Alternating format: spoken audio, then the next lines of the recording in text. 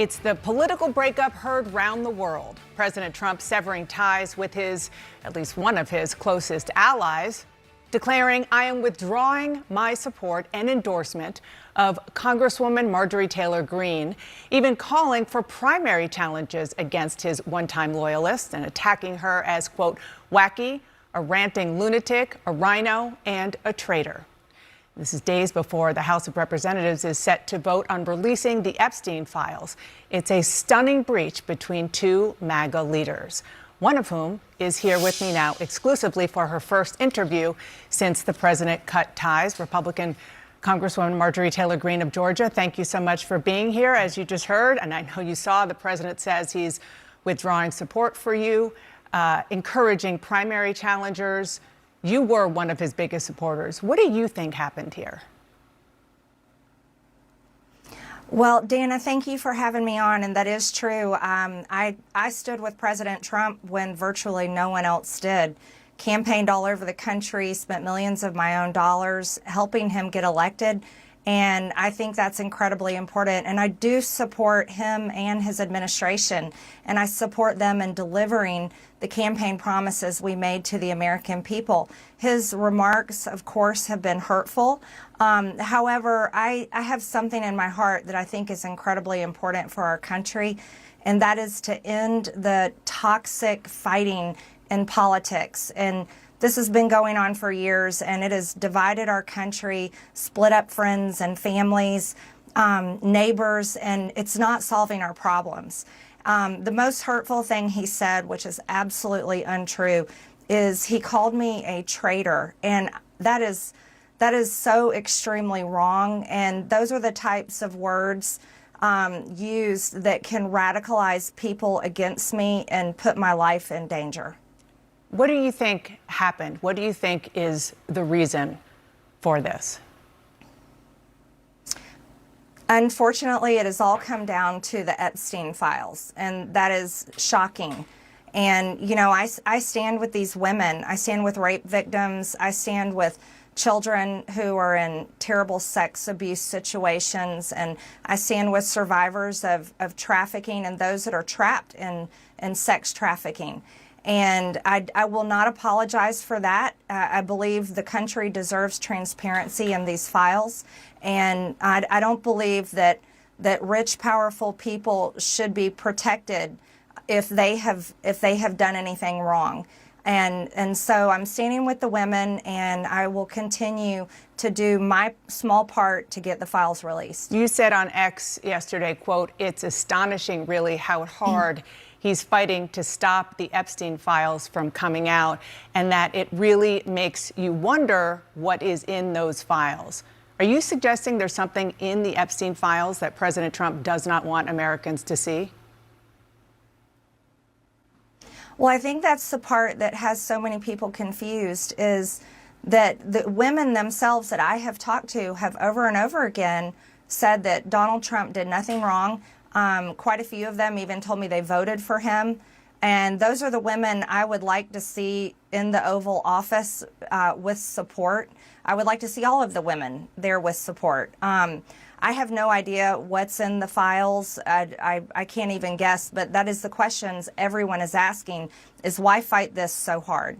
Well, before this blow up, you sort of alluded to this just now. You said you were confident the president wouldn't be implicated. Are you still confident of that? I'm listening to the women. Those are the ones that are saying that he did nothing wrong. Virginia Giuffre even said under oath that Donald Trump did nothing wrong, and she wrote it in her book. So I'm continuing to listen to the women, and I think their voices should be the loudest. The president said the reason that you have been critical of him is not necessarily Epstein, but because he pushed you not to run for the Senate or for governor in Georgia. How and when did he do that? Well, that is absolutely not true. Actually, I never had a conversation at all with the president about running for Senate or running for Georgia. And those were decisions I came to on my own that I don't want to have anything to do with the Senate. I think the past 2 months of the government shutdown should have shown America exactly why I would never want to be there. I think it's a very broken institution that serves the uniparty and doesn't serve the American people and how they vote. And I decided that I didn't want to run for governor this cycle either. I very much want to do the job that I'm in. Everyone else says I'm running for something, but all I want to do is serve Georgia's 14th district, and I'm very grateful for that opportunity. So he said it pretty explicitly. Are you saying he's lying, or did he at least get that message to somebody on your political team instead? I'm not sure. But I don't. That is untrue. What he said. I don't know if he's being fed wrong information. I honestly have no idea in that area, but it is absolutely factually not true. Nor have I called him, and White House logs would prove that. His own cell phone records would prove it. I have not been calling the president, but I did post messages that I had sent to him, and that was to protect, get involved. This is important. The American people want the Epstein files released. And, I've stood with the president. I have disagreed with him at times, Dana, and I'm allowed to do that. I think that's the most important thing we can do as Americans. And I'm urging my party. I've been putting massive pressure on my party and our speaker to pass the agenda that the American people vote for. That's the agenda that I fought for. Those are the campaign promises I made. And I can disagree with the president at times, particularly this past Monday on the Marines' 250th anniversary, when he honored the new Syrian president, who is an Al-Qaeda terrorist and was wanted by our government for years with a $10 million bounty up until March of this year. I very much am against that. I think that was very hurtful to the great men and women who served over in the Middle East and were sent there, and many of them that were killed and injured and live with PTSD to this day from fighting Al-Qaeda. So there's things I disagree with, and I'm allowed to do so. Well, you mentioned the Syrian leader at the White House. You've also been critical of President Trump over foreign entanglements, H-1B visas. Now he's moving military assets towards Venezuela. I do want to play something that he said this week. Don't forget, MAGA was my idea. MAGA was nobody else's idea. I know what MAGA wants better than anybody else, and MAGA wants to see our country thrive. Do you agree? Do you think he represents the MAGA movement as he once did? Well, what the American people voted for with MAGA was to put the American people first and stop sending foreign aid and stop being involved in foreign wars. They very much deserve to be put first. Cost of living is far too high. Health insurance is completely out of control. And those are two issues I've been very vocal on for months and months now, long before Republicans were shocked when those big losses came on this past Tuesday's election. So I think that the American people deserve to be put first. That's what Make America Great Again meant to me. And I think that President Trump can do that if he refocuses his effort. And I think that's what I want to see. I think that's what the country wants to see. Even if he's attacking me, I do want him to be successful for the American people. So sounds like you're saying that he is not representing the MAGA movement that he started right now. I can say that promoting H-1B visas to replace American jobs, bringing in 600,000 Chinese students to replace American students' opportunities in American colleges and universities, those are not America First positions.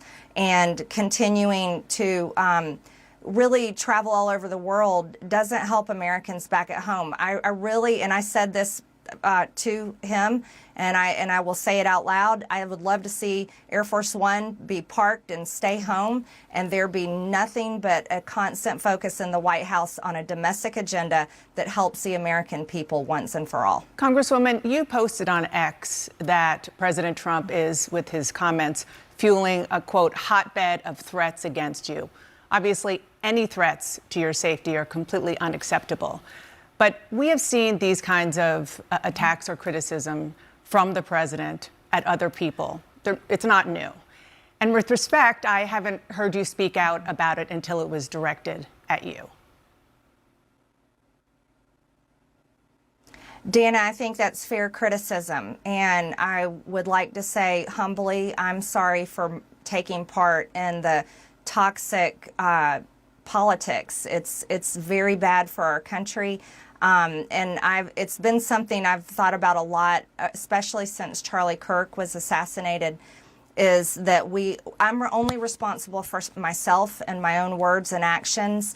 And I am committed, and I've been working on this a lot lately, to put down the knives in politics. I really just want to see people be kind to one another, and we need to figure out a new path forward that is focused on the American people, because as Americans, no matter what side of the aisle we're on, we have far more in common than we have differences. Yeah. And we need to be able to respect each other with our disagreements. So just to put a button on this, you regret the things that you have said and posted in the past, the Facebook post that was taken down of you in 2020 holding a gun alongside the squad, encouraging people to go on the offense against the socialists, liking a tweet of somebody calling for the execution of Nancy Pelosi and former President Obama. Just examples.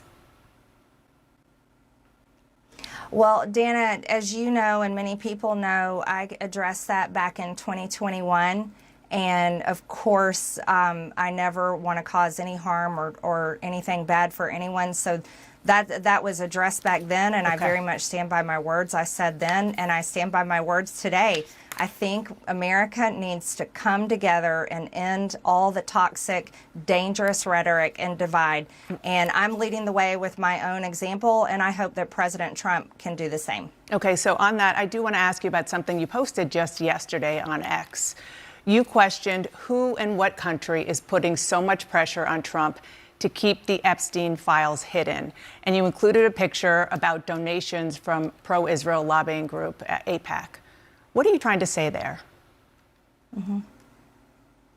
Well, I think it's the question that many Americans are asking, especially when we saw information recently come out in these emails that the Oversight Committee that I serve on has released. And we saw Jeffrey Epstein with ties to Ehud Barak. We saw him making business deals with them, also business deals that involved the Israeli government, and seems to have led into their intel agencies. And I think the right question is to ask is, was Jeffrey Epstein working for Israel? And I'm proud to say I don't take money from AIPAC. I don't take money from any special group of people. I'm just representing my district and the American people. And so that's what I was referring to. I just want to be clear. Are you saying Israel is pushing the President of the United States to cover up the Epstein files? And what evidence do you have that that is the case? I simply just asked out loud, is there a foreign government? It could be any foreign government, but is a foreign government pushing to keep this covered up? Because people just don't understand the big fight against. Well, you had AIPAC up there. It was pretty clear which government you were talking about. That I'm questioning that government in particular and questioning any other foreign government. Okay, when you're talking about lowering the rhetoric, which is important for everybody to hear from you and all of our elected officials, but there is some concern, a lot of concern among Republicans about the rise of anti-Semitic hard-right figures in your movement, especially after Tucker Carlson hosted white nationalist Nick Fuentes on his podcast, didn't question Fuentes about his vile language or views. You did speak at a conference hosted by Fuentes back in 2022. You were criticized, and you said then that you didn't know about his views. Well, Fuentes talked to Carlson about that in the interview. Listen to what he said. Well, again, with Marjorie, I was a friend of hers, and she spoke at my conference, and then the day after, she pretended like she didn't know me. She pretended like she didn't know me and lied and said I had no idea the conference I was speaking at. She knew exactly what it was. What do you say to that? Well, first of all, I defend every single person's free speech rights. I think that's incredibly important. So I don't apologize for that, and I don't believe in canceling people. And I think it's important for people like Tucker Carlson and yourself to interview everyone. I don't believe in trying to cancel someone by refusing to interview them and question them. And I did speak at his conference back in 2022. However, I don't know Nick Fuentes. He's someone I've never exchanged text messages with or phone calls, but I did speak at his conference. That was the first time I had met him that day, and that was it. But I did watch the interview. I watched the full interview with Tucker, and I admire him for interviewing many people as well as exposing a lot of powerful information. I hear what you're saying. He does on his show. I hear what you're saying about free speech. I mean, count me as guilty as a proponent of free speech. There's free speech, and then there is hate speech. And this is a man invited on a really prominent conservative show who said, even during that interview, he had a problem with, quote, organized Jewry, and he wasn't challenged on it. In the past, he has denied the Holocaust, called Adolf Hitler effing cool, talked about the fact that he thought Jim Crow was just fine, and on and on. So again, there's free speech, and then there's just hateful language and sentiments.